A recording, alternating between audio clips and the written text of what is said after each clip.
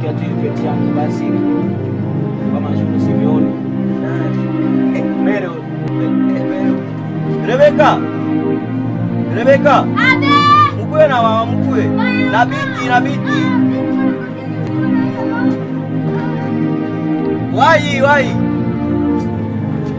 Ili watu hapa mimi watu na shamsana. Kaka.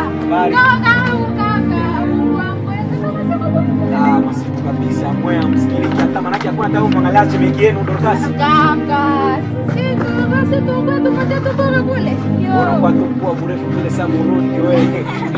Karahusu wao kupita wewe. Mama. Karibu sana. Asante mama. Hapa kunyumba.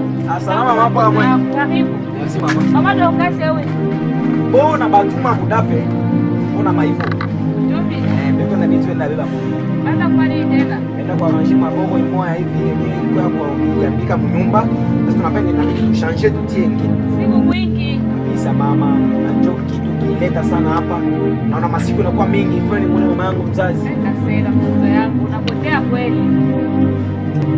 Mamangu hapa unapafundisha mbaya. Kama si tunakomala si ndio ba kwanza kunisaidia. Wewe sio pale mama mpicho kitumeni yako. Ndio kasela mtoto yangu. Unataka bana mtoto yangu unafundisha kubaya. Yaani depuis mimi niamie kule kupolini. Sione hata ndugu yangu mwa kufia kwa mama kuna makatazi.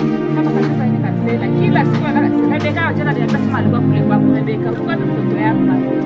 Wapi? Ya tuwe hapo ndio maana kufika kule basi wala na wewe. Ndio kwa kama bani konge.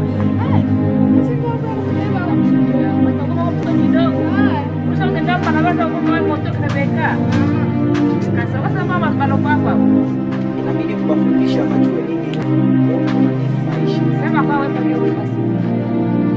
Rebeka maisha alikuwa kujua jinsi ya kuishi. Sawa. Ndio kwanza kusema na kakugonga nini maana yake mbona watu wanapita barabara. Unapita moyo. Mama kumbe hakuna shida. Kitu kileta sana hapa pia kia kuona mzuri.